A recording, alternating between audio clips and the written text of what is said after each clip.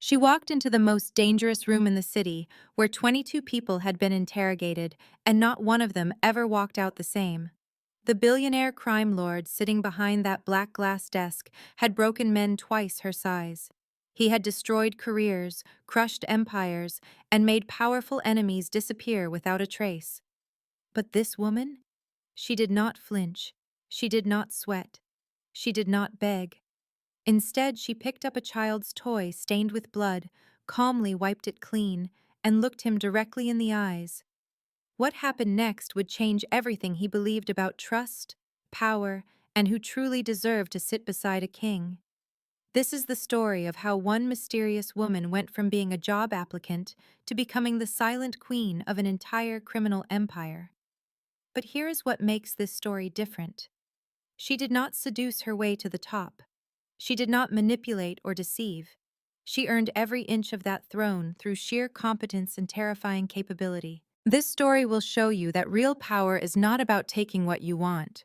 It is about becoming so valuable that the most dangerous man in the world cannot survive without you. If you have ever felt overlooked, underestimated, or dismissed, stay until the very end.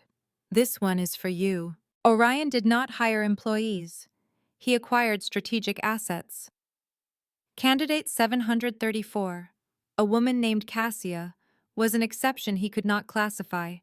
Her background file was suspiciously perfect, which made him certain it was a fabrication. She had survived his process. This involved 3 days of intense psychological probing and 22 hours of polygraph questioning, centered entirely on her loyalty and motives. She also endured 4 separate, punishing physical challenges presented as simple stress evaluations. She passed every test, scoring even better than his own chief of security on managing extreme pressure.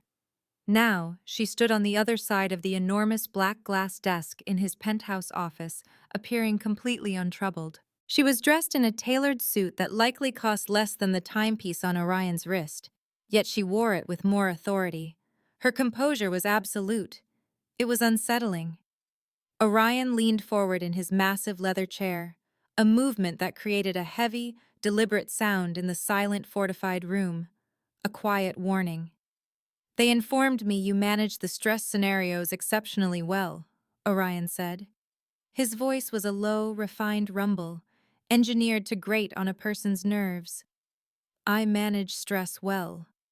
Stress in this place is not a university midterm, Cassia. It is the very foundation of this building." He made a vague gesture toward the city skyline, visible through the reinforced window. Far below them, the city appeared as a sprawling grid of uncaring lights. Above, there was only the cold quiet of advanced surveillance and total control. He had watched countless individuals crumble in this very room. Anxiety typically revealed itself in sweat, in shaking hands, or in an uncontrollable urge to talk excessively. Cassia simply stood and waited. "We discovered a discrepancy in your history," Orion pushed, savoring the dominance of the moment. "A 4-year period is missing, hidden behind redacted government classifications." "A personal leave," she answered, her voice even and completely unmoved by the implied accusation of being a spy. He let out a laugh. The sound was abrupt and sharp, entirely without humor. "A leave of absence. The people who are loyal to me do not take leaves of absence. They simply vanish, and sometimes they never return." He reached over and picked up a small, brightly colored plastic dinosaur. It was a favorite toy of his daughter, left behind during a rare visit to this part of the estate. A small, dark smudge stained its nose. It was blood. It was not much, just a faint trace of dried crimson that was barely visible in the light. Cassia's gaze followed the toy's movement. She showed no surprise, no ethical concern, only quiet observation. "You are aware of the conditions here," Orion said, placing the toy back on the spotless glass. "This is not a career. It is a constant exposure. You will witness things, things that cannot be unseen. My existence is dangerous. By being near me, your existence is now fatal." He paused, anticipating the usual signs of withdrawal, the flicker of fear, the sudden, delayed understanding that the enormous salary could never compensate for the profound physical danger of sharing his air. Cassia did not back away. She moved toward the desk. She walked around its edge with movements that were smooth and precise. She was not approaching the powerful man. She was approaching the piece of evidence. She carefully picked up the toy dinosaur. With professional quickness, her long fingers wiped the thin smear of blood from its face using a tissue she produced from an inside jacket pocket. She held the cleaned toy with care for a moment. Then she raised her head to look at Orion. Her eyes were a deep, unwavering gray, completely free of the terror or morbid fascination he typically saw in others. "They told me your world was too vast," she whispered, her voice barely audible in the huge room. "Too violent, too controlled for a person from the outside." She set the dinosaur down exactly where it had been before, now slightly cleaner, slightly more secure. "I am capable of handling all of it." Orion remained still for a long moment. He was a hunter who had just been analyzed by something just as lethal. He had presented the risks, the expectations, and the unspoken threats. He had anticipated surrender. Instead, he received competence. He hired her immediately. He had to discover what she truly was. Cassia adapted to her new position with flawless ease. It was too flawless. The estate was a military fortress disguised as a luxury property, with concrete walls thicker than those of any bank vault. Every door had a biometric scanner. Armed guards patrolled the grounds every single hour. Despite this, Cassia navigated the complex as if she had been born there, managing the internal dynamics among the staff, the chefs, the drivers, and the personal security team with a quiet sense of command. She never tried to gain favor. She earned respect through her unwavering professional detachment. Orion observed her constantly. He watched his integrated surveillance network more intently than he watched the financial markets. His daughter, Ara, was the center of his universe. Ara had driven away the last 4 nannies with either emotional outbursts or a stubborn refusal to connect with them. Ara, however, accepted Cassia on the very first day. He observed Cassia in the sunroom as she read stories to Ara. The sunlight highlighted the sharp line of her jaw. She was completely engaged and attentive, yet she always maintained a situational awareness that made him uneasy. She registered every sound from outside the secure room, yet the rhythm of her voice never faltered. One afternoon, Orion entered without any warning. He hoped to surprise her, to find a moment when her vigilance lapsed. Instead, he found Cassia overseeing Ara's puzzle. "The security report for the West Wing was breached this morning," Orion said, his eyes fixed on her hands. Cassia did not look up from helping Ara find a missing puzzle piece shaped like a castle turret. "That side of the estate faces the main road. It has always been the most vulnerable point." Her response was clinical and factual, without any pretense of concern for his issues. There was no clumsy effort to impress him. "And you were aware of this." "I studied the architectural plans before I signed the confidentiality contract," she answered plainly. A responsible nanny learns the escape routes before the child does. A cold feeling settled deep inside Orion's stomach. This was not simple professional commitment. This was advanced tactical awareness. He then saw a small, cherished wooden toy car. It appeared solid and heavy. He reached for it and casually examined its underside. "Ara is very fond of this," he remarked. "She is," Cassia confirmed, her voice remaining calm. "But it buzzes sometimes. We should probably check the battery." Orion's fingers located the tiny, nearly invisible seam along the bottom of the car's frame. It was not a compartment for a battery. It was constructed to conceal something different, something electronic and very expensive. It was a sophisticated tracking device, military-grade and engineered to send location and audio signals through dense barriers. He did not need to open it to confirm his suspicion. He looked up at Cassia. She held his gaze directly. She offered no confession. She made no accusation. She simply understood. And he understood. A silent, heavy meaning passed between them. "I located the listening device someone hid. I am aware of what you are searching for." It was a present from an old business partner, Orion lied without hesitation. I will have it removed.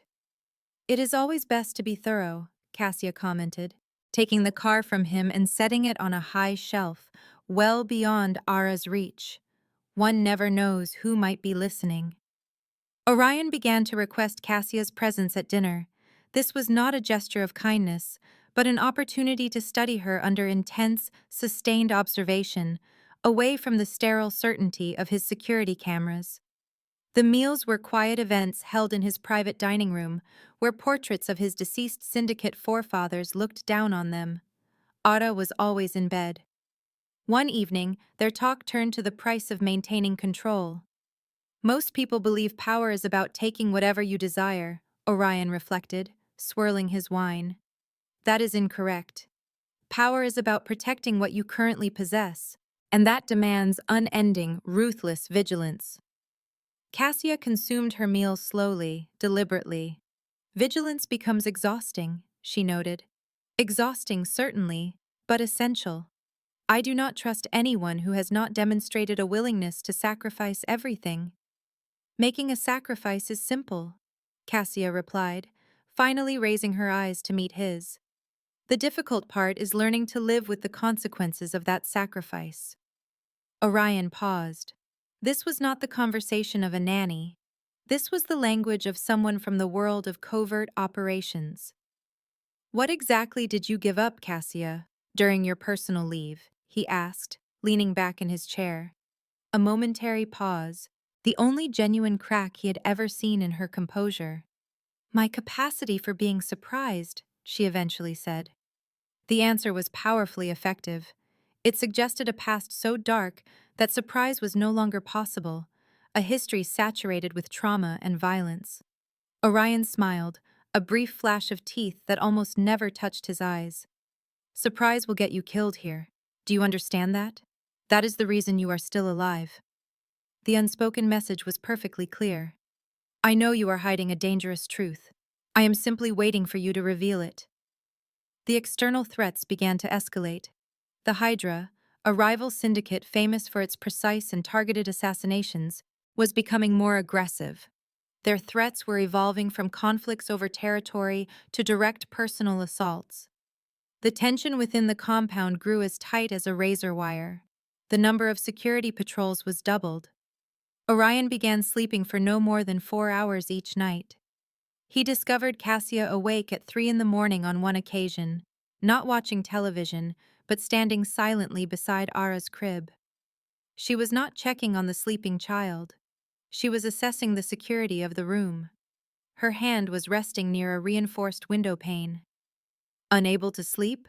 Orion asked as he emerged from the hallway shadows.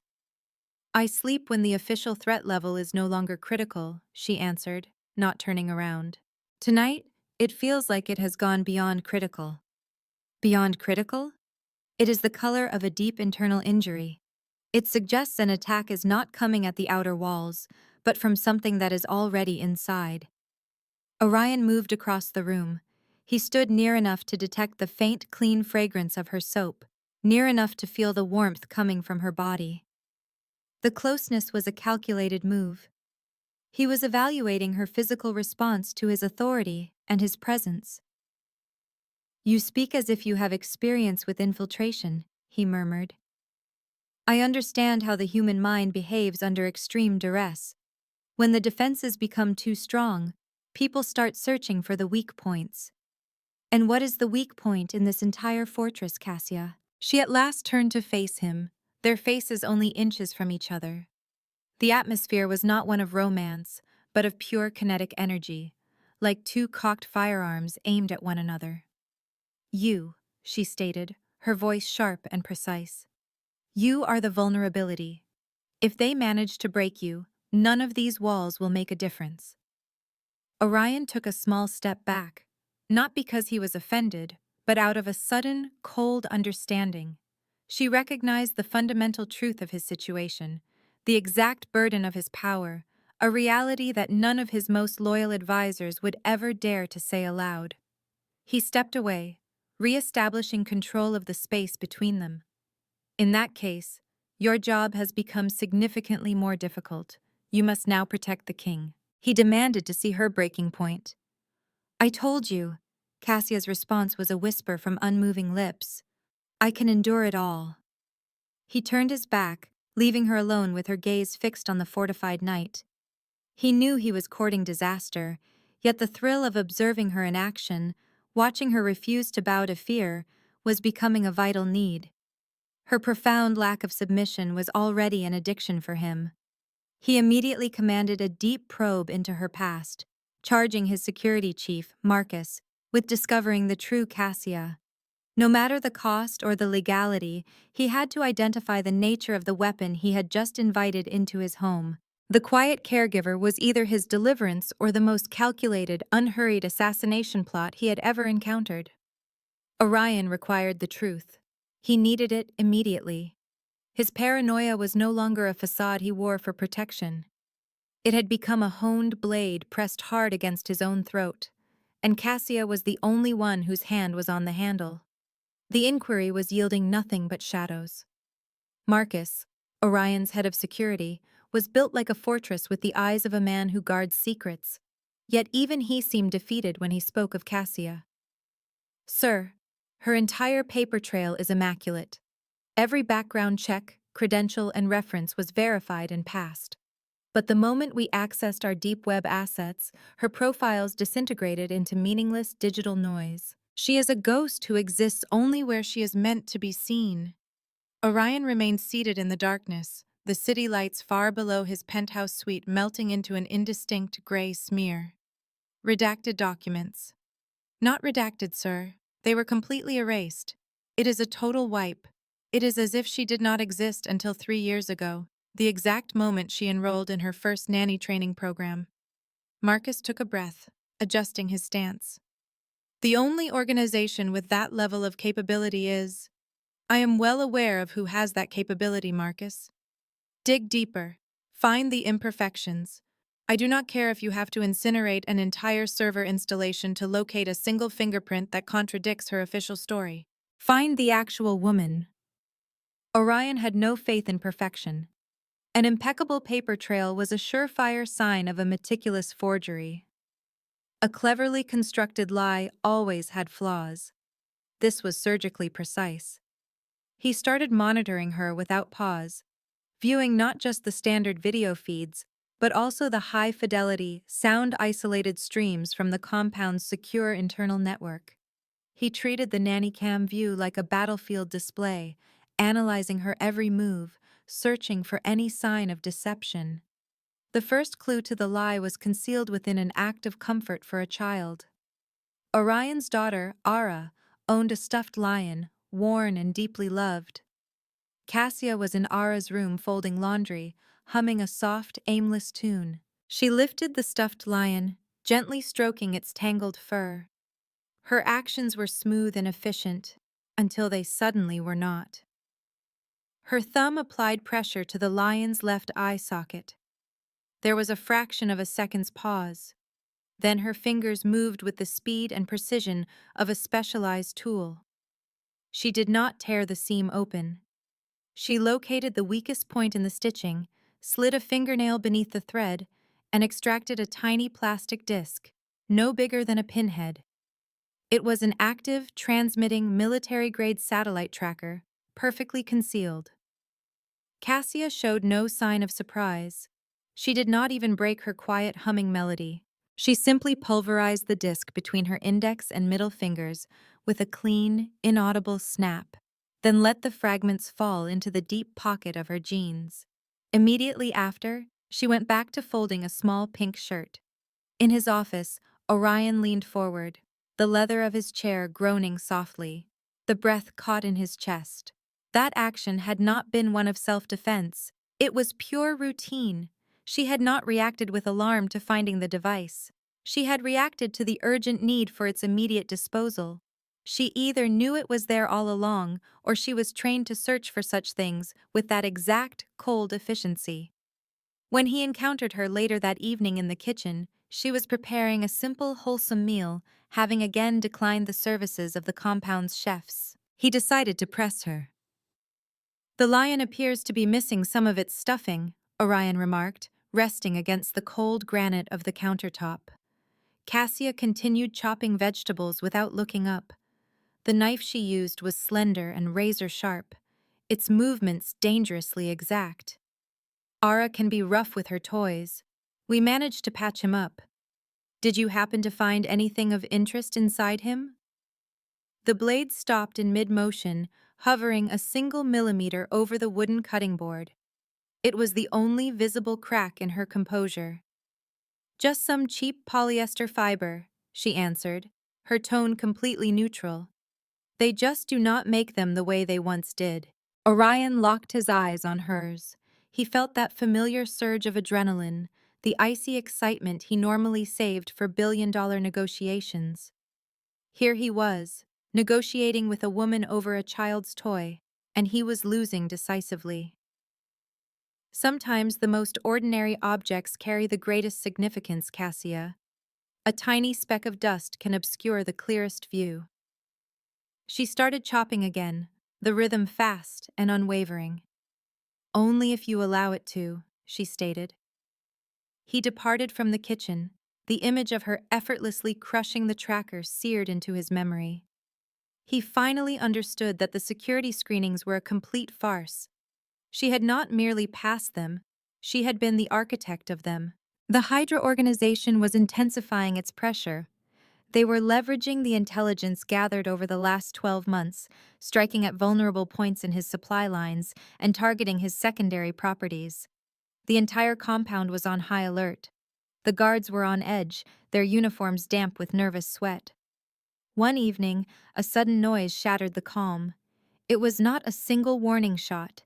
It was the sustained, roaring burst of automatic weapons fire, originating perhaps half a mile beyond the perimeter.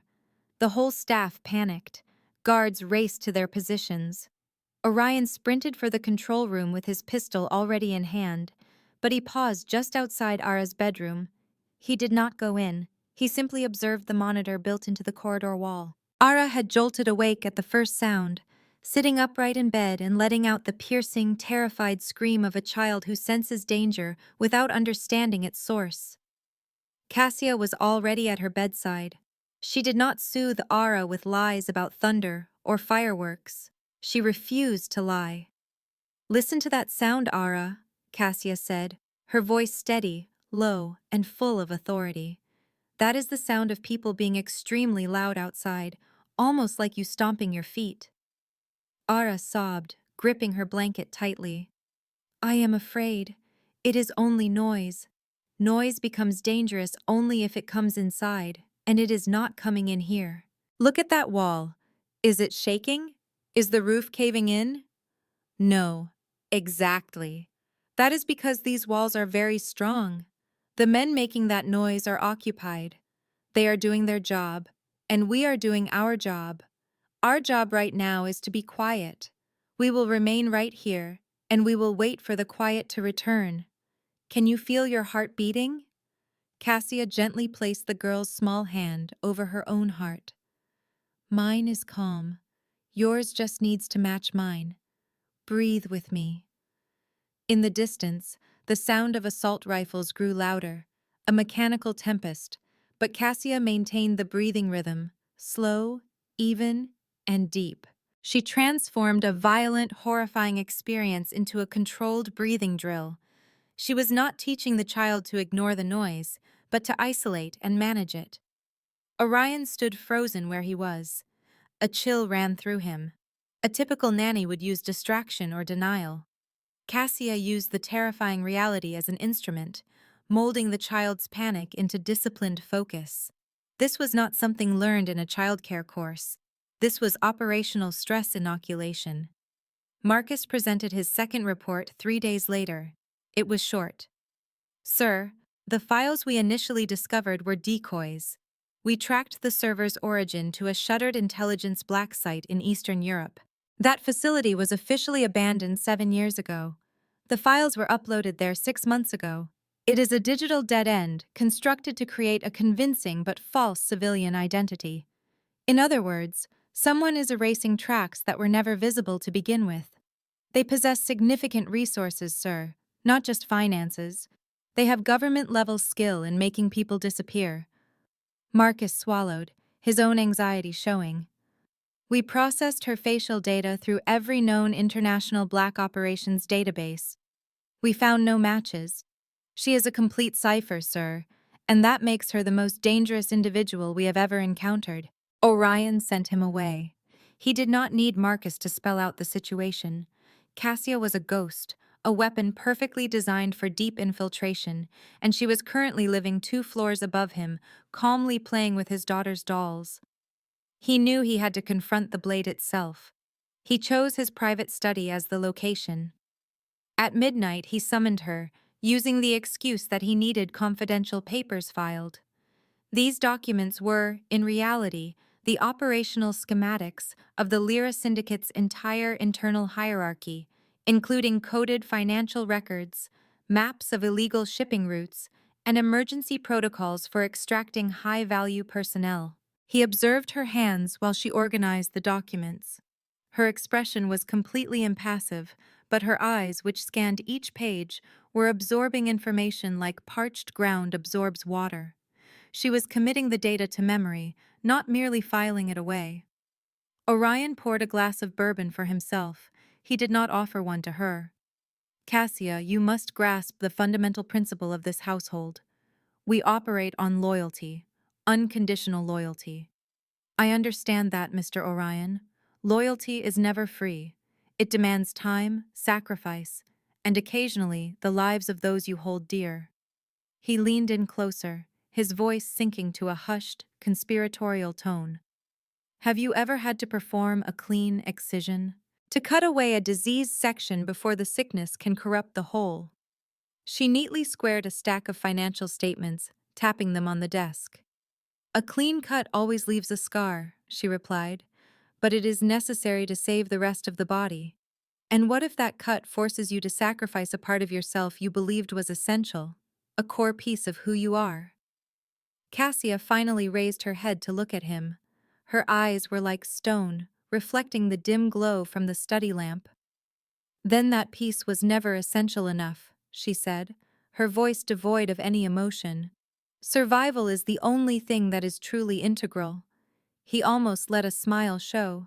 She was not just speaking about his criminal enterprise. She was reciting the creed of a seasoned field operative. Excellent. Because we have been experiencing information leaks recently. They are small breaches, but they run deep. It feels as if someone is drilling through solid rock, slowly and deliberately, attempting to get to the volatile center. He watched her for any trace of guilt, any tightening around her lips that might signal she knew what he was talking about. There was nothing. She held his gaze without flinching. They are going to fail, Cassia stated with absolute conviction. The rock is much stronger than they realize. He had pushed her to the very brink of a direct accusation, and she had responded with nothing but cold, unbreakable certainty. She was telling him, without speaking the words, that she was that rock. Cassia understood his violent world far better than the men he paid to protect it. That deep understanding twisted his paranoia into a grim, calculated reliance. He could never trust her, yet he knew he could not survive without her. Her sheer competence was the only shield standing between the chaos clawing at his gates and the daughter he had to keep safe. This desperate need began to dissolve the lines he had drawn between them. He came back one night from a savage negotiation, a session that left his knuckles raw and a fresh cut weeping on his forearm, only to find her waiting silently in the hallway. She did not ask what had happened. Her gaze simply settled on the darkening blood on his shirt sleeve. That needs to be cleaned before it stains, she stated, her tone perfectly level. He followed her without a word into the cold marble of the master bathroom. From a hidden panel he never knew existed, she retrieved a professional-grade medical kit and started her work. Her touch was detached, clinical, and unnervingly efficient. She irrigated the wound, applied a suture strip with practiced ease, and secured a tight bandage around his forearm. The closeness was jarring.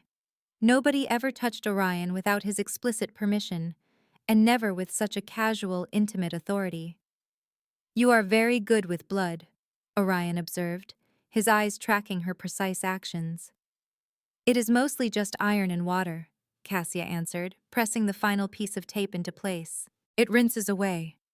He closed his hand around her wrist, preventing her from retreating. His grip was hard, a clear reminder of his own power. Tell me, Cassia, who taught you? She did not struggle against the restraint. Her eyes met his directly, ignoring the hand that held her captive. Life taught me, Mr. Orion. Life is a chaotic business. You learn how to clean up the disorder, or you get consumed by it. He let her go. He recognized the answer was a complete fabrication, but it was a masterful one. It was philosophical, impossible to challenge, and revealed nothing of the woman beneath. He was caught in a trap he himself had built. He was becoming dependent on her quiet strength, on the way she could witness his empire, his brutality, and his hidden fears without ever once flinching. She never offered false praise. She just assessed every new danger and adjusted her strategy. His mind was a battlefield. The paranoid kingpin inside him screamed for her immediate termination. The pragmatic commander knew he desperately needed her precision. He doubled down on the surveillance, planting more sophisticated sensors inside the walls of her private room, hunting for a single mistake. He needed a reason, any reason, to justify the relief he would feel by cutting her out of his life. The proof he craved finally came through, delivered in a tiny, encrypted data burst that Marcus's team had snagged. It was not a phone conversation. The signal was a microtransmission, a compressed packet sent from a cleverly modified charger for an electric toothbrush plugged into an outlet in Cassia's bathroom. The initial decryption software could not make any sense of the contents. It was shielded by a layered polyalphabetic substitution cipher and then wrapped in heavy quantum encryption. Marcus looked genuinely frightened when he passed the tablet to Orion. Sir, we had to bring in our contacts at the NSA just to identify the encryption type. This is not some rival organization. This is the proprietary work of a high-level government agency. Orion scanned the translated text. The language was cold, technical, and completely impersonal, not a secret message to a lover or a conspirator. It was a field report. Subject stability is high. Close proximity has been achieved. Vulnerability analysis is 40% finished. Standing by for extraction signal. Location coordinates are locked. The redacted latitude and longitude pointed to a deserted freighter dock located on the far edge of the city. It was the perfect spot for a quiet rendezvous and a clean getaway. Cassia was not merely a threat. She was a time bomb with a lit fuse. She had established proximity. She had completed her vulnerability report. Any dangerous admiration or twisted attraction Orion had felt for her instantly soured into a lethal, venomous distrust. He could feel the cold steel of a phantom blade pressing against his own neck once more. This time, however, he knew precisely who was gripping the hilt. She had not just infiltrated his world. She was methodically taking it apart from the inside, one piece at a time, beginning with his daughter's favorite stuffed animal. And in that very moment, the Hydra made their move. They were no longer targeting his supply lines. They came for the heart of his fortress. The entire southern wall of the compound vanished in a deafening explosion that shook the building's very foundations. It was not a subtle infiltration. It was an all-out siege. And Orion understood with a gut-wrenching certainty that this exact vulnerability, the hidden structural flaw in the south wall, was intelligence that only Cassia could have possibly supplied. The game was finished. The time for confrontation was now. Orion grabbed the tablet displaying the extraction coordinates, fastened his ballistic vest, and sprinted toward Ara's room. He was not going there to save Cassia. He was going there to put her down. The air was thick with the taste of pulverized concrete. Sirens became a useless whine, completely lost in the heavy, rhythmic pounding of automatic weapons fire. Orion moved with purpose, keeping his body low as he navigated corridors that once felt completely impenetrable. The South Hall was simply gone, replaced by a gaping crater where a fortified wall had stood moments before. He could hear desperate shouts, the sickeningly wet sounds of hand-to-hand combat, and the metallic tang of aerosolized blood already mixing with the smoke. Ara's suite was 3 stories up, built to be secure, but maybe not secure enough if Cassia had planted other surprises for him. Orion's hand tightened on his P320. He was not thinking about betrayal anymore. He was focused solely on trajectory, on damage control. The treachery was a secondary injury. The main objective was simple survival and the necessary liquidation of the traitor. He hit the stairwell, taking the steel steps 3 at a time just as the main power failed. Emergency lights bathed the marble walls in a nauseating green glow, transforming the opulent hallway into the set of a claustrophobic nightmare. The heavy titanium door to Ara's private living quarters was sealed shut. Orion slammed his palm on the panel and entered the override code. The door hissed open. Inside, Cassia was on her knees next to the bed. 4-year-old Ara was silent, clutching a tattered stuffed bear, her eyes wide but tearless. Cassia was not in a panic. She was focused and clinical. She had wrapped the small child in a specialized Kevlar blanket. It was standard issue for operating in high-risk environments, something no ordinary nanny would ever have.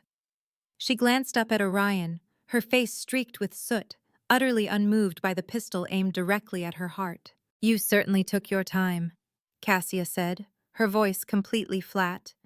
There was no fear in it, no hint of an apology. Orion kept the gun steady. The coordinates, Cassia, the docks, the extraction signal. He closed the distance between them in 2 long strides. He swung the gun, slamming the flat of it hard against her temple, and hauled her to her feet against the wall. The Kevlar blanket slipped from the child's shoulders. Ara let out a tiny whimper, a fragile sound, swallowed by the escalating war just outside. "Who do you work for?" Orion's voice was a low growl, full of raw danger. "Does it really matter at this point?" Cassia did not even flinch. Her breathing remained even, almost like she was meditating. "The south wall. You fed them the architectural plans. I fed them the weakness," she corrected him, her tone sharp and brutal. "That was my mission. Infiltrate the organization, assess its vulnerabilities, and then exploit them. And your report, the one that said target stability was high. Was that about me, Cassia? Was I your primary target?" A tremendous explosion shook the entire wing of the building. A large piece of plaster from the ceiling broke free, striking Orion's shoulder. The structure moaned under the strain. "Originally, yes," she conceded. Her eyes were sharp, locked on something over his shoulder, not on his face. The objective was a clean decapitation. Dismantle the Lyra Syndicate by taking out the head, then get out unseen. "What made you change?" He pushed the muzzle of the gun harder into her skin, forcing a small bead of blood to the surface. "You," she whispered, not with any drama, but as if stating a simple fact. "And her." Her eyes flickered toward Ara. "Your world is a terrible place, Orion, but it is honest. The world I came from was just a projection, a series of lies. I watched how you protect her. I saw the man you hide beneath all that control." The door's security alarm began to shriek. A quick series of contained detonations ripped through the hallway just outside. The Hydra were not using rifles to get through the door. They were using tactical breaching charges, precise and targeted. "They are coming through the ventilation shafts. Second level." Cassia's voice suddenly became sharp, ignoring the weapon at her head. "And the Eastern emergency hatch. It is a standard 3-point high-value extraction maneuver. They are not here to assassinate you. They are here to capture you." Orion paused. That level of detail, her immediate and flawless tactical breakdown, was uncanny. It was the language of a seasoned field operative, not a highly paid nanny. "How could you possibly know that?"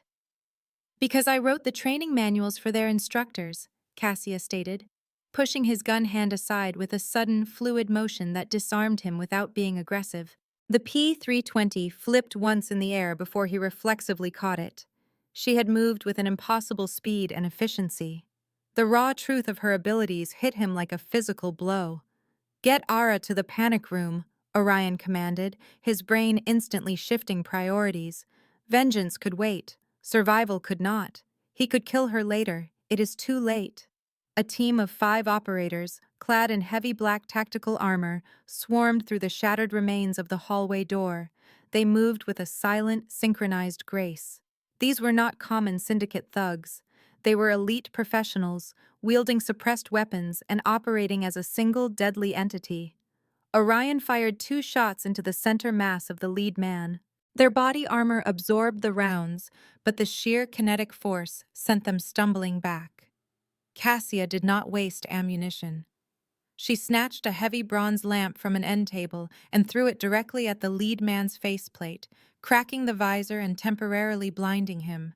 Then she moved with a liquid speed. She was not just fighting, she was systematically neutralizing threats. A leg sweep took one man down, a precise strike to a pressure point in the throat incapacitated another, and a knife she took from a fallen operator was plunged into the vulnerable seam of another's armor near his shoulder. Orion dealt with the other 3 using pure, unrestrained fury. He used the room itself as a weapon, smashing one of the attackers into the reinforced glass of the balcony door. He emptied what was left of his magazine into another man's helmet until the composite material finally failed under the repeated, brutal impacts. They fought together in a terrifying, unrehearsed symphony of violence. Orion saw the economy in her every motion, the utter lack of wasted energy. Her eyes were tracking potential threats that he had not even begun to register. She was a machine built for lethal precision. The last man from the initial assault team successfully flanked Orion, bringing up a suppressed rifle aimed at his unprotected side. Cassia saw him. She was closer to the only viable escape route, the emergency vent hatch in the wall. She saw it clearly. Her way out, the path back to the world she knew, the extraction she had meticulously planned. She ignored it. Instead, Cassia hurled her body across the office, smashing into Orion and shoving him clear of the kill zone. A spray of silenced gunfire tore into the wall where he had just been standing, blanketing them in a cloud of plaster dust and hot metal. She moved with the impact, snatching his fallen P-320 from the floor. She put 2 rounds into the weak point where the shooter's helmet met his body armor. Suddenly, the only sounds in the room were the desperate, labored breaths of the 2 people who were still alive. Cassia remained on the ground, breathing heavily but holding the weapon with a perfectly steady hand. Her entire life's work, her flawless mission, her very identity, it was all gone. She had just thrown away everything to save the life of the one man she was supposed to eliminate. She had chosen this path of violence and disorder. Orion stared down at her, his expression holding no desire, not even gratitude, but something far more frightening, complete understanding. He realized she had not just survived his brutal world for a moment. She had chosen to make it her own, incinerating the bridges to her past. He held out a hand, slick with his blood and the blood of their enemies. Cassia took it without hesitating. The air was a thick mixture of gunpowder, sweat, and the raw smell of their shared fight. Alarms continued to blare throughout the compound. "They will send more," Orion said, his hands reloading a magazine with the unthinking precision of a machine. "I know," Cassia answered, checking the ammunition in the weapon she now held. Her eyes were already sweeping the room, identifying the next defensible position. "Where are the schematics for the sublevels?" Every last wall of suspicion between them had crumbled, replaced by the cold, hard reality of survival. She was now in a position to take everything, and she was demanding the keys to his entire kingdom. Orion did not waste a single second on questions. In this new reality, trust was a luxury, only competence had value. He reached for a steel plate concealed behind his desk, ripping away the decorative front. With a hiss of escaping air, the panel slid aside to show a ruggedized tactical tablet. He threw it to her. "Sub-levels 2 through 5. They're using the service tunnels. Their hackers broke our secondary firewall 5 minutes ago. Cassia snatched the device out of the air with one hand. Her eyes devoured the intricate blueprints on the screen. The schematics were detailed, showing ventilation shafts, power lines, and the most critical defensive choke points. Her finger jabbed at a location on the display, a junction of old steam pipes near the central computer core. "The weak point is here," she said, her voice completely calm and devoid of fear. "It is a structural vulnerability. If they use thermal charges on it, the main support column will collapse. We have to intercept them before they can get there." Orion gave a single sharp nod. There was no room for discussion. He took a heavy assault rifle, its cold metal a familiar comfort in his hands. They began to move with purpose, not a panicked sprint, but the controlled, efficient advance of people who intimately understood the geometry of a firefight. The hallway outside was a scene of total destruction. It was a ruin of twisted steel, shattered safety glass, and the thick iron scent of recent bloodshed staining the walls. Orion moved like a force of nature, using overwhelming suppressive fire and pure momentum to advance. He cleared each corner with savage force, making destruction his primary tool. He was an engine of kinetic violence. Cassia was something else entirely. She was like water moving around obstacles. Her steps were completely silent, her actions surgically precise. For every 3 rounds Orion unleashed, she used a single bullet aimed at the central nervous system or the femoral artery. A shot guaranteed to instantly neutralize any threat. Her every move was a study in economy. They reached the stairwell that led down into the facility. 2 Hydra guards were moving up, their attention fixed on securing the floors above them. Orion started to lift his rifle. Cassia put a hand on his arm, pulling him back into the shadows of a recessed doorway. "Noise will only draw more of them," she whispered, her lips just inches from his ear. "Let them go by. We move down. We cut the head off the snake." He paused for a fraction of a second, a man accustomed to controlling every aspect of a conflict, but her logic was flawless. He lowered his weapon. He could feel the intense heat coming off her body, the energy of a predator coiled and ready to strike. The heavy boots of the 2 enemies stomped past their hiding spot, completely unaware. The moment the sound began to fade, Cassia was already descending the stairs, taking them 3 at a time while staying deep in the shadows. The lower levels were a network of tight, claustrophobic concrete passages built for machines and maintenance, not for combat. The air down here was colder, smelling heavily of ozone and thick industrial lubricants. The quiet itself felt menacing, a void just waiting for the eruption of gunfire. "Hydra's specialty," Orion grumbled as they rounded a sharp corner. "Tunnel warfare.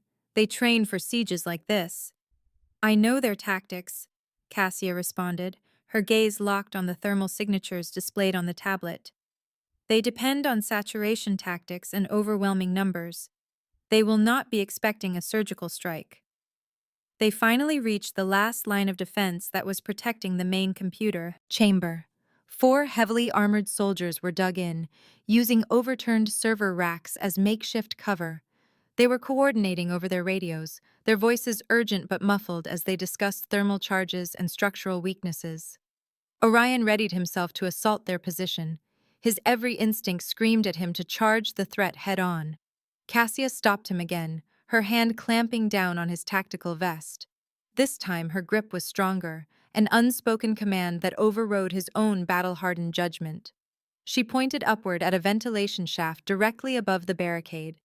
It was far too small for Orion's frame, designed only for cables and small maintenance drones, but it was perfectly sized for her. "Distraction," she said, her eyes locked on the enemy's formation. "You draw their fire, make it loud and fast. I will go over the top, disable their communications and lights. Then we can finish this together." Orion looked at her face, which was dimly illuminated by the red emergency lighting. She was not asking for his permission or proposing a strategy. She was deploying him as a tactical asset. It was a stunning and abrupt reversal of their power dynamic. He felt a sudden, sharp, and dangerous excitement. The realization hit him that he was no longer fighting this battle alone. He was fighting alongside someone just as deadly and just as calculating as he was. Fine, he bit out, accepting his new role in this confined space. Then, he unleashed absolute hell. A long, sustained burst of automatic fire hammered into the server racks, filling the air with a shower of sparks and metal fragments. The Hydra agents reacted instantly, their return fire pinning Orion behind a concrete support pillar. Their entire focus was now locked onto the source of the attack. As she had predicted, all of their fire was concentrated on the loud distraction he provided. Cassia was already gone. She had scaled the wall without a sound, locating the recessed handle of the ventilation duct. She disappeared inside with the fluid, unsettling grace of a creature born for infiltration, her body easily folding into the tight confines. Inside the pitch-black duct, she moved with the speed and silence of liquid mercury. When she finally dropped from the ceiling behind the entrenched soldiers, she did not bother with a firearm. She used a specialized, retractable wire, a tool Orion recognized immediately from top-secret intelligence reports. It was a silent and brutally efficient instrument of death. The work was swift and without a sound. The first two agents were slumped over their weapons before the other two even noticed their radios had gone silent and the tactical lights had winked out. In that moment of confusion, Cassia had the third agent's throat open. The fourth and final agent spun around, firing his weapon blindly into the darkness, completely panicked by the sudden, silent elimination of his entire team. Orion used the opportunity, moving from behind his cover to deliver a controlled and devastating burst of gunfire into the man's exposed chest. And just like that, it was over. The silence that followed was absolute, a heavy and suffocating presence. Orion moved cautiously into the chamber, carefully stepping over the bodies of the fallen. He saw Cassia standing over the last agent, her breathing only slightly uneven. She was not marked by blood, but by the grime and dust from the ventilation shafts. She was controlled, contained, and utterly professional. She glanced up at him, the look in her eyes impossible to read. There was no victory, no regret, only the quiet finality of a task completed. The entire compound was now silent. The distant wail of alarms sputtered and died, finally cutting off completely. The Hydra assault had been shattered, the head of the snake had been severed. Orion stood amidst the ruins of his personal empire. The destruction was significant. His security systems were a molten ruin, and his personnel had suffered heavy casualties, but he was still alive. His daughter, who was secured in the deepest part of the emergency bunker, was safe. He turned his attention to Cassia. The dim light coming through a broken window caught the fine layer of dust that had settled in her hair. She had systematically dismantled a professional paramilitary squad in under 10 minutes, saved his life twice, and expertly navigated his most paranoid defenses. He did not have to ask her why she chose to stay. The answer was clear in the way she still held her weapon, the way her eyes scanned the exits even now, and in the deliberate sacrifice of her own perfect escape route, her only path back to her former life. She had willingly taken on the immense burden of his existence. He began to walk toward her, the soles of his heavy boots grinding against shattered ceramic floor tiles. He stopped just a foot away, close enough to be a potential threat, yet far enough to respect the lethal space that now existed between them. "The mission," Orion said, his voice a low, gravelly rumble. "Tell me what your mandate was. The complete truth this time. No more games." Cassia met his intense gaze without flinching. "To gain access, to identify the vulnerabilities in your operation, then to wait for the exploitation signal." "The exploitation signal?" he echoed, the words tasting like ash in his mouth. "Did you send it?" "I sent the initial check-in," she confessed. "But the rendezvous point I established was a decoy, a dead end designed to trap my handlers. They would have been expecting my extraction tonight during all this chaos. Instead, all they received was silence." She paused for a moment before adding with dry, emotionless finality, "And the dead men I left for them outside the perimeter. I have permanently cut the tether. Orion processed her words. She had not simply had a change of heart. She had burned her entire past to shield his. She had essentially marked herself for death with her old agency. He had to know why. Orion required the straightforward, unvarnished reason, not some flowery explanation. He needed the operational truth that fit into his world of calculated gambles. Cassia simply shrugged, securing the firearm she had borrowed. Your little girl required a real guardian. True security. Your own people were inept, and your entire organization, Orion, is far too powerful to be brought down by cut-rate mercenaries and political spies. If it was destined to collapse, it had to happen on our own terms. A clever repositioning. She wasn't justifying her decision with emotion. It was about logic, necessity, and sheer capability. She had observed his destructive world, understood its immense power, and concluded it was an asset worth preserving, but only if she was the one controlling its foundations. Orion released a long, measured breath. Elimination had always been his first resort. It was uncomplicated. It was permanent. But as he looked at her, he understood that executing Cassia would be like shattering the only perfect weapon he had ever possessed, the only genuine shield he had ever found. You have all the knowledge now, he stated, motioning toward the wreckage that surrounded them. Every vulnerability, every secret command, every single one of my blind spots. You are the most significant danger the Lyra Syndicate has ever faced. I am, she calmly affirmed, and I made the choice to defend it. He moved a step closer, shrinking the space between them until the air felt heavy with the scent of gunpowder and unspoken warnings. Then you are no longer an employee, Orion pronounced, his gaze like cold steel. You are not a prisoner, and you are most definitely not the nanny anymore. He reached down, not to touch her, but to retrieve the tactical tablet from the floor where it had fallen. He placed it back in her hands. The structural plans were still on the screen, lit by the strobe of emergency lights. The Hydra will reform. We must restore the lower-level defenses before the sun rises. Instruct me on where we begin. Cassia glanced from the digital map to his face. The transformation was now absolute. She had demonstrated her ability to withstand the violence, the danger, and the crushing paranoia. She had shown she could endure it all. She tapped the glowing screen, highlighting the structural weaknesses near the primary generator. We begin with the firewalls, both the physical and the digital ones. The head of security is a traitor. He guided them straight to us. I require his access credentials and a complete team that answers directly to me for the entire reconstruction effort. Starting immediately. A smile formed on Orion's face, a cold, predatory expression that contained zero warmth but immense satisfaction. He had finally discovered his equal, not a lover, not a subordinate, but an essential force of nature, a new foundation built from steel and ice. Consider it handled, partner. He pivoted, heading toward the command center, leaving her alone amidst the carnage. Cassia watched him depart, the substantial tablet resting in her palms. She was standing in the ruins of his conflict, holding the blueprint for his entire future. The violence had purchased her a position beside the throne. She did not even glance toward the escape route. She had found her home.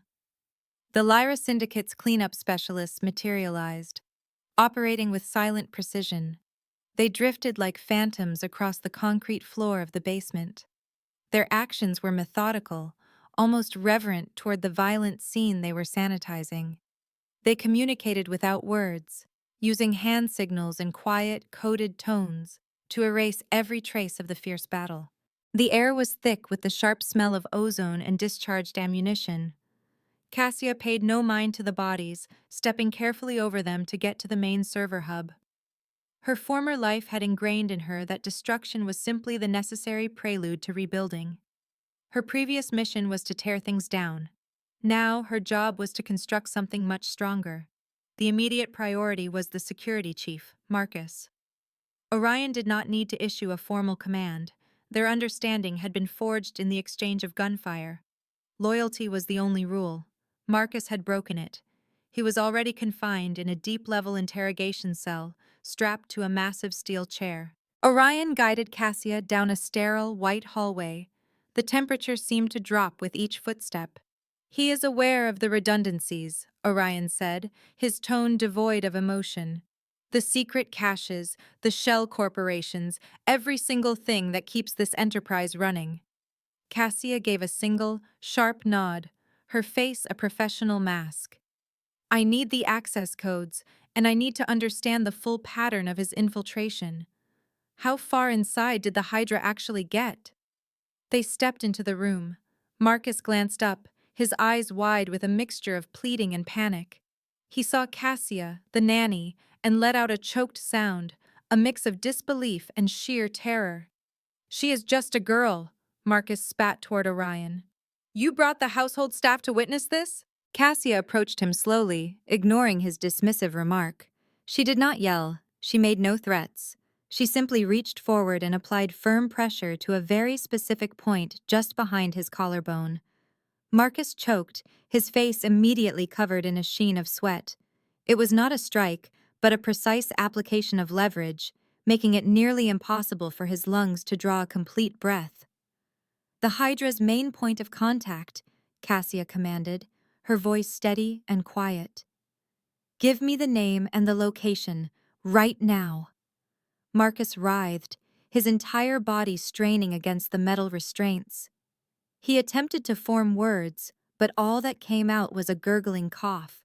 Orion stood against the reinforced door, his arms folded across his chest, observing this demonstration of controlled brutality. The man's pain did not concern him. He was analyzing her methods. She was working with incredible speed, far too skilled to be an amateur. She was systematically breaking down Marcus's resistance, not with overwhelming force, but with the precision of a surgeon. "The codes for the offshore account," Cassia insisted, adjusting her stance slightly to intensify the focused pressure. "You have 60 seconds, Marcus, or you will spend the next week praying for a moment as merciful as this one." Marcus finally shattered. He spewed out a long string of numbers and names. His confession came out in a frantic, disjointed flood. Cassia listened intently, memorizing every single detail. She did not bother with notes, she simply absorbed the data. When he was finished, gasping and utterly broken, she released the pressure and stepped away. She turned her gaze to Orion. Her unspoken question was perfectly clear. Should he be disposed of, or should he be imprisoned? Orion pushed himself off the wall. He did not even look at Marcus. His eyes were fixed on Cassia. "You are in command of security now," he stated, his words granting her complete and total authority. "You clean up your own messes." She did not hesitate for a second. She did not need a weapon. She calmly picked up a slender fiber optic wire from an abandoned technician's kit that was sitting on a nearby counter. The execution was swift, silent, and immaculate. Orion waited until the heavy steel door had sealed shut behind them to speak again. "You did not even flinch." "Flinching is counterproductive," Cassia answered, already swiping through the stolen access codes on her tablet. "It squanders valuable time and assets. The immediate next step is to replace our internal communications grid." Marcus created numerous backdoors. She offered him no room for contemplation or any kind of emotional processing. Her mind operated on pure, cold logic. Orion registered a brief spark of something that felt like admiration, but it was instantly extinguished by the harsh reality of their circumstances. She was an extraordinary weapon, and now that weapon was aimed inward, functioning as his ultimate protection. The following 2 weeks became a whirlwind of demolition, reconstruction, background checks, and purges. The Lyra compound was transformed into a fortress protected by another fortress. Cassia strode through the corridors in tactical gear and a simple black shirt, the new uniform of her command, not servitude. She barely slept. When she finally did, it was on a cot near the communications hub. Orion studied her. He noted how the other syndicate members, violent men who thrived on fear, followed her instructions without a single challenge. She never raised her voice or issued threats. She simply presented the threat analysis, her proposed solution, and the exact consequences of failure with a terrifying level of clarity. They gave her their respect because she never shied away from the necessary violence. The most astonishing thing was her effortless shift between her different responsibilities. One afternoon, Orion discovered her inside the cheerful playroom, surrounded by stuffed animals and colorful blocks. Anna, his 4-year-old daughter, sat contentedly while Cassia wove tiny ribbons into her hair. The entire scene was domestic and profoundly, deceptively calm. The perimeter alarms for the West Wing remain overly sensitive, Orion commented from the doorway, his large presence seeming to draw all the air from the small room. Cassia secured the final braid with a practiced, fluid motion. They are now calibrated to register thermal signatures smaller than a field mouse. The Hydra employed aerial drones during their last assault. We will not be depending on line-of-sight defenses this time around. She then offered a gentle smile to Anna. Are you ready for your story, sweet one? Anna nodded, completely unaware that her nanny was simultaneously breaking down failures in military-grade security systems. Cassia then rose to her feet and looked straight at Orion. The change was instantaneous. All the warmth drained from her eyes, replaced by the calculating cold of a master strategist. I have also located the leak in our cash flow, Orion, she went on, her voice lowering to a confidential tone. The problem is the transport company based in Monaco. They siphoned off 7% during the last quarter. I have already initiated a freeze on their accounts and redirected the assets through the holding company in Cyprus. Our cleanup team is currently on their way. Orion could only stare at her. The seamless way she managed both the gentle, nurturing role and the brutal demands of his world was deeply unsettling. She was not acting out a part. She was, quite simply, both people at once. You are a terrifying woman, Orion declared, not as a criticism, but as a factual evaluation of her worth. I informed you that I could handle all of it, she replied plainly. That promise includes the gentle aspects and the very hard ones. You misjudged my capabilities. He gave a slow, deliberate nod. He had dedicated his entire adult life to constructing barriers, putting his trust in no one, and anticipating betrayal from every possible angle.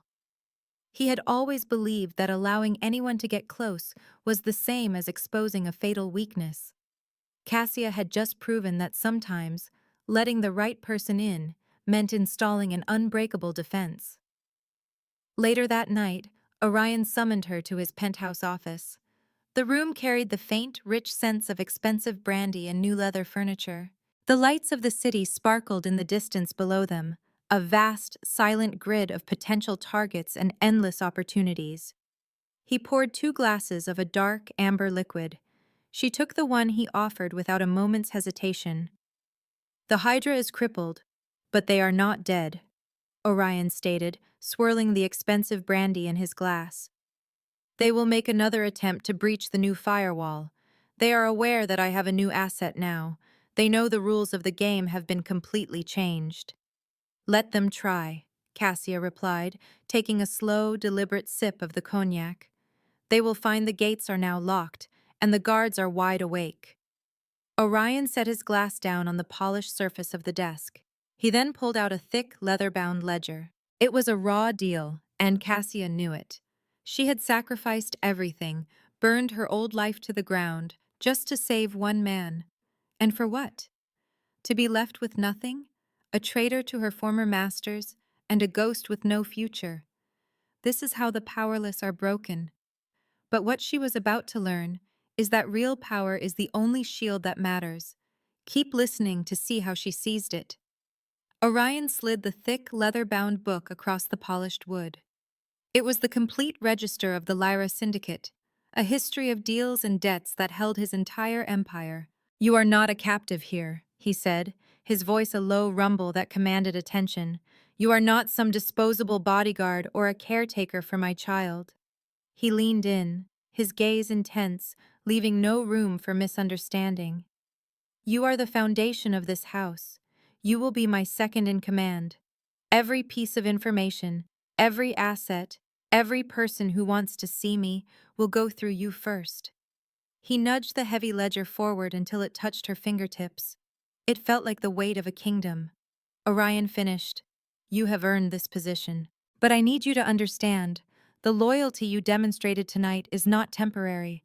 There can be no secrets, no other plans. If you betray that trust, the result will be swift and final. We are partners now, but this is my organization. Do you agree to these terms? Cassia wrapped her hands around the book, feeling the cold, hard reality of the moment sink in. She was giving up her freedom for a throne, her anonymity for absolute control. She was stepping into a world of constant threat, where her life depended entirely on her ability to keep Orion alive. I agree, she replied, her tone filled not with victory, but with unbending resolve. She immediately opened the ledger, her finger tracing the first column of names, searching for old alliances and hidden vulnerabilities. She pulled her tactical tablet closer, comparing the names in the book to the latest financial statements. The first thing we need to handle is the outstanding debt to the Vulov family, Cassia stated, already deep in analysis. It is far too large. We should liquidate the holdings in South America. That will give us the cash to cut that connection for good. It is a weakness we cannot afford. Orion watched her, a slow, dark smile spreading across his face. She was not looking at him, the man. She was looking at his empire with the detached, critical eye of both an auditor and a war general. He had been searching for someone to trust in the darkness. Instead, he found a woman who could wield the sword herself. Cassia sat there across the desk, the entire syndicate's future laid out between them. She had become the architect of his security, the enforcer against his enemies, and the guardian of his legacy. She had not just entered his world. She had taken a foundational piece of it for herself. The city outside was a black ocean, filled with danger and possibility. And for the first time in a very long time, Orion felt no need to check over his shoulder. He had built his kingdom on violence. Now, with his silent queen by his side, he would rule it with cold, calculated precision. True power protects, and theirs would be absolute. The lesson here is simple but profound. Your value is not determined by your title or your background. It is determined by your competence, your reliability, and your ability to handle both the gentle moments and the brutal ones with equal grace. Cassia did not wait for permission to be powerful. She proved her worth through action, not words. And that is exactly how real influence is built. If this story reminded you of your own strength, or if it gave you something to think about, leave a comment below sharing what part resonated with you the most. Your engagement helps this channel grow, so we can continue bringing you stories like this one.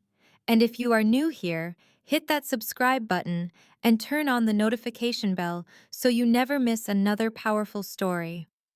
This content was researched, developed, and manually edited by us to deliver meaningful lessons.